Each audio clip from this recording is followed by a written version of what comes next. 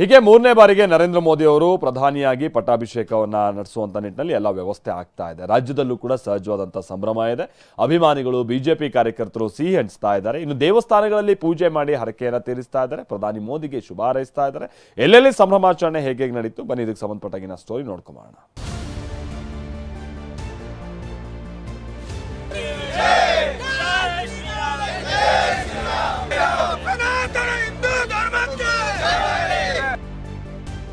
ಪ್ರಧಾನಿಯಾಗಿ ಮೋದಿ ಪ್ರಮಾಣ ವಚನಕ್ಕೆ ಕ್ಷಣಗಣನೆ.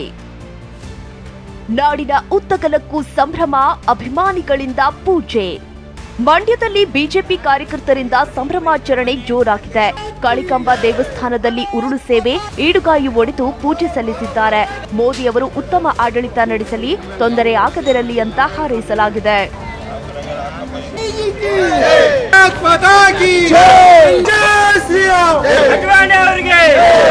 ಇನ್ನೊಂದು ಕಡೆ ಮೈಸೂರಿನಲ್ಲಿ ಸಾರ್ವಜನಿಕರಿಗೆ ಉಚಿತ ಟೀ ಹಂಚಲಾಗಿದೆ. ಅಗ್ರಹಾರದ 101 ಗಣಪತಿ ದೇಗುಲದ ಬಳಿ ಮೋದಿ ಅಭಿಮಾನಿಗಳು, ಕಾರ್ಯಕರ್ತರು ಉಚಿತವಾಗಿ ಟೀ ವಿತರಿಸಿದ್ದಾರೆ. ಮಾಜಿ ಮೇಯರ್ ಸಂದೇಶ್ ಸ್ವಾಮಿ ಭಾಗಿಯಾಗಿದ್ರು. ನರೇಂದ್ರ ಮೋದಿ ಪರ ಕಾರ್ಯಕರ್ತರು ಘೋಷಣೆ ಕೂಗಿದ್ರು.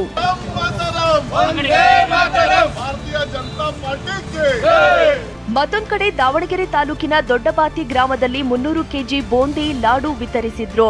ಪ್ರತಿ ಮನೆಗೆ 1 ಕೆಜಿ ಬೂಂದಿ ಪ್ಯಾಕ್ ಮಾಡಿ ಹಂಚಲಾಗ್ತಿದೆ.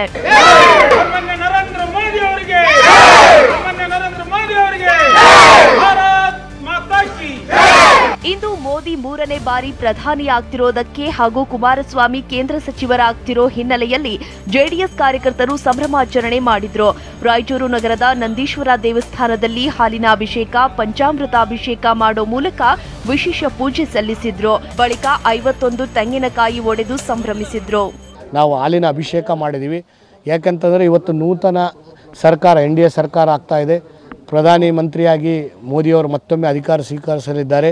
ಅದರಲ್ಲಿ ವಿಶೇಷವಾಗಿ ನಮ್ಮ ನಾಯಕರಾದಂಥ ಕುಮಾರಣ್ಣವರು ಕೇಂದ್ರ ಸಚಿವರಾಗಿ ಅವರು ಆಯ್ಕೆ ಆಗ್ತಾ ಇದ್ದಾರೆ. ಆದ ಕಾರಣ ಅವರು ಆಯ್ಕೆ ಆಗಲಿ.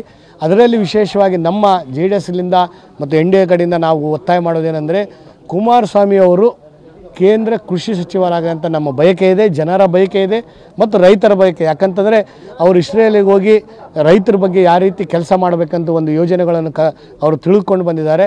ಅದು ನಮ್ಮ ಒತ್ತಾಸ ಇದೆ. ಹುಬ್ಬಳ್ಳಿಯ ಸಾಯಿಬಾಬಾ ಮಂದಿರದಲ್ಲಿ ಕರವೇ ಕಾರ್ಯಕರ್ತರು ವಿಶೇಷ ಪೂಜೆ ಸಲ್ಲಿಸಿದ್ರು.